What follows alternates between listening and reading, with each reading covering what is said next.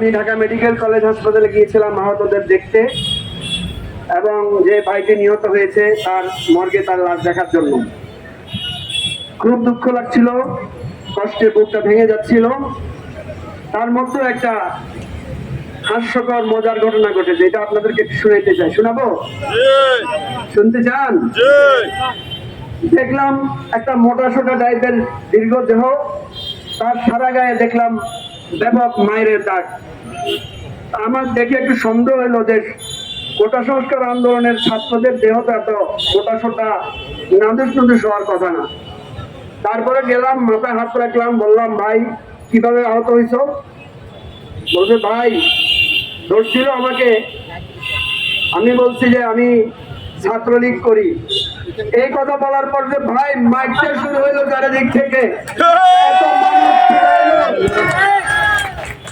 আমি যদি ছাত্রলীগ করি এটা না বলতাম তাহলে হয়তো দু চারটা কিলঘুষি পড়তো, কিন্তু এখন আমার সারা শরীরে ব্যথা, সারা শরীরটা অচল করে দিচ্ছে।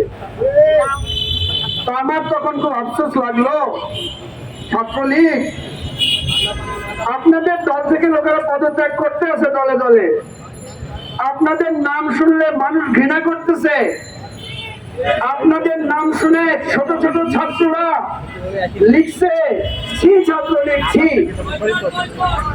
আমরাও একসময় ছাত্র রাজনীতি করছি, এখানে সবাই কম বেশি, উনি অবশ্য শিক্ষক, বেশিরভাগ এখানে ছাত্র নেতা। কোন ছাত্র সংগঠনকে কেউ হেয় করলে কিছুটা হলেও নিজেদের গায়ে লাগে। তো ছাত্রলীগের অপমানে আমরাও আজকে কিছুটা অপমানিত। এইরকম একটা ছাত্র সংগঠনকে আপনারা টোকাই লীগ বানাই ফেললেন। ভাই তো ভাই লজ্জা আর লজ্জা।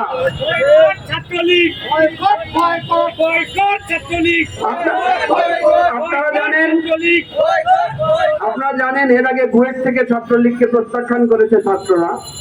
জাহাঙ্গীরনগরে নোটিশ লাগাই দিয়েছে ছাত্রলীগের প্রবেশ নিষেধ। কালকে আমার বোনেরা দেখলো কয়েকজন বোরকা পরে মহিলা পালাই যাইতেছেন। যারা এগুলো দেখছেন শুনছেন, ইতিহাসে লিখে রেখেন ভাই, শিক্ষা শুধু পড়ালেখা করলে হয় না, শিক্ষা ইতিহাস থেকে নিতে হয়। ছাত্রলীগের বন্ধুদেরকে বলবো, নেতাদেরকে করবো, আসো দলে দলে পদত্যাগ করো, সাধারণ ছাত্রদের এই নৈতিক দাবিতে সামিল হও, তোমাদেরকে জাতি ক্ষমা করবে। প্রিয় বন্ধুগণ, বাকশাল জনক বঙ্গবন্ধু শেখ মুজিব সাহেব পার্লামেন্টে বাঙালি জাতিকে বিভক্ত করেছিলেন, বাংলাদেশের মানুষকে বিভক্ত করেছিলেন। উনি আদিবাসী আমার মেয়ে জাতি গোষ্ঠীদেরকে বলেছিলেন, উপজাতিদেরকে বলেছিলেন তোরা বাঙালি হইয়া যা। ফলে বাংলাদেশে একটা বিভেদ রেখা তিনি তৈরি করেছিলেন। আর তার উত্তরসূরি শেখ হাসিনা আজকে সাধারণ জনগণকে বলে রাজাকারের বাচ্চা। আজকে উনি নিজের পায়ে নিজে কুড়াল মেরেছেন। অবশ্য নিজের পায়ে নিজেকে কুড়াল মারতে হবে, এছাড়া কোনো উপায় নাই। কারণ ওনাকে আমরা বলছিলাম ভাই বিএনপির মায়েরা শেষ করেন না, কারণ বিএনপির কিছু নেতারা উল্টা পাল্টা পয়সা টয়সা দিয়ে কিনা যায়। বলছিলাম যে হুজুর টুজুরদেরকে এভাবে মারেন না, হুজুরেরাও মাঝে মাঝে ইলেকশনে যায়, 86 সালে গেছিল না? আপনি করছেন কি বিএনপি জামাত হুজুর মুজুর সবাই মাটির সাথে মিশাই দিতে চাইছেন। ভাই মাটির সাথে মিশাই দেওয়ার পরে মাটির ভিতর থেকে যেটা জন্ম নিছে তার নাম আবু সাইদ।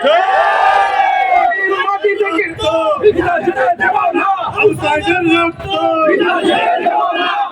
আবু সাইদ কোন পাঠচক্র করে নাই, কোন কোরআন ক্লাস করে নাই, কোন ওয়াজ মাহফিল থেকে শিক্ষা নেয় নাই। ইতিহাস, রক্ত, জীবন, ন্যায়, সংগ্রামের ইতিহাস থেকে আবু সাইদের জন্ম হয়।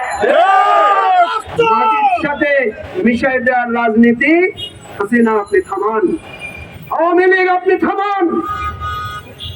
আপনি আমরা যখন 90 সালে এরশাদ বিরোধী আন্দোলন করছিলাম তখন আপনি কি বলছিলেন শুনেন? আপনি পুলিশরে কইছিলেন পুলিশ তুমি পোশাক খুলে আসো, আমরা তোমাদের মোকাবেলা করব। এখন যদি আমরা এটা কই, আপনি কইবেন আমরা উস্কানি দিতেছি। সেই জন্য কইতেছি, ওলা শেখ হাসিনা বলিয়াছিলেন, পুলিশ যদি আওয়ামী লীগ ছাত্রলীগের দালালি করতে চাও, আমার ভাই রাশেদ বলেছে, আমরা সবার সাথে একমত। ওই পুলিশের পোশাক খুলে কালো কোট পরে আসো। তোমাদের কত বুলেট আছে আর আমাদের কত বুক আছে, আমরা দেখিয়ে দেব।